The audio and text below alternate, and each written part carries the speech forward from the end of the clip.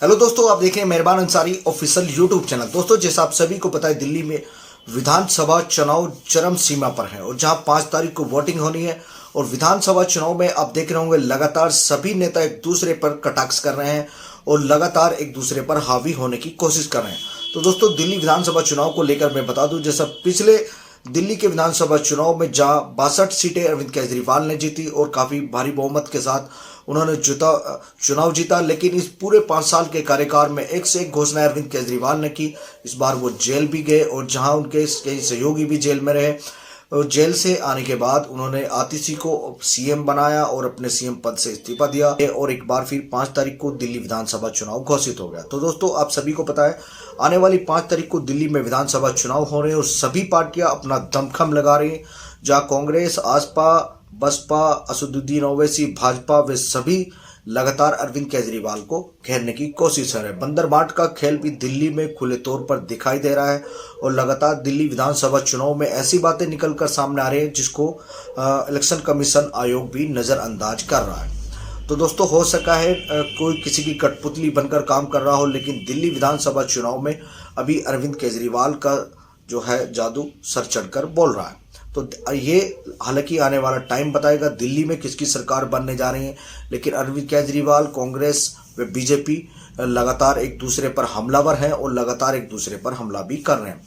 ये देखने वाली बात होगी कौन चुनाव जीतेगा या कौन हारेगा। लेकिन दिल्ली विधानसभा चुनाव में फिलहाल बहुत बड़ा बिगुल बजा हुआ है और दिल्ली विधानसभा चुनाव को लेकर सारी तैयारियां चरम सीमा पर हैं। जहां कुछ समय सिर्फ दिल्ली विधानसभा चुनाव में बचा है, क्योंकि आप सभी को पता है 70 की 70 दिल्ली की विधानसभा सीटों पर 5 तारीख को चुनाव होगा, वहीं 8 तारीख को रिजल्ट आएंगे।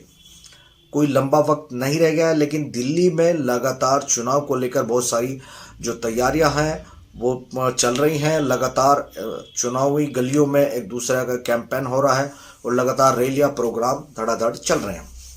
तो दिल्ली में किसकी जीत होगी ये आने वाला समय बताएगा। लेकिन फिलहाल मैं आपको बता दूं, दिल्ली विधानसभा चुनाव में अरविंद केजरीवाल बढ़त तो बनाते हुए दिख रहे हैं, लेकिन कहीं ऐसा तो नहीं हरियाणा विधानसभा चुनाव की तरह वोट शेयर में वो फिसल कर रह जाएं, क्योंकि कई ऐसी छोटी छोटी पार्टियां हैं जो लगातार लालच देकर अपनी ओर खींचने की कोशिश कर रही हैं। और जैसा हरियाणा विधानसभा चुनाव में हुआ था, कांग्रेस की लगातार सभी न्यूज चैनलों ने दिखाया था कि दिल्ली हरियाणा में कांग्रेस की सरकार बन रही है और वोट शेयर में ऐसी खिसकी कि वो बहुमत के आंकड़े को छू नहीं पाए। और दिल्ली में भी ऐसा कुछ कहीं देखने को तो नहीं आ रहा, क्योंकि वोट शेयर काफ़ी अहम होता है। जहाँ छोटी छोटी पार्टियाँ 10-10, 20-20, 30-30 हज़ार वोट कम कर देती हैं, वहाँ पर जीत का मार्जिन बहुत घट जाता है और इसीलिए जो मेन पार्टी होती है वो चुनाव हार जाती है। तो यहाँ दिल्ली में भी ऐसा कुछ होने की आशंका जताई जा रही है कि दिल्ली में हरियाणा की तरह केजरीवाल का हाल हो सकता है। लेकिन फिलहाल अगर आंकड़ों में मैं आपको बता दूं, अरविंद केजरीवाल एक बार फिर मुख्यमंत्री व सरकार बनाते हुए दिख रहे हैं। लेकिन ये आने वाला समय बताएगा 8 तारीख को कौन दिल्ली में मुख्यमंत्री बनेगा, किसकी सरकार बनेगी। सभी आंकड़े आप सबके सामने आएंगे, पूरे देश के सामने आएंगे। उसके बाद हम देखेंगे बिहार विधानसभा चुनाव को, और कई ऐसे और राज्य हैं जहां पर इस साल चुनाव होना है। लेकिन सबसे बड़ा चुनाव अगर आपकी इस साल में होना है तो बिहार विधानसभा चुनाव को लेकर काफ़ी सरगर्मियां तेज हो रही हैं, क्योंकि लगातार बिहार से भी खबरें आ रही हैं।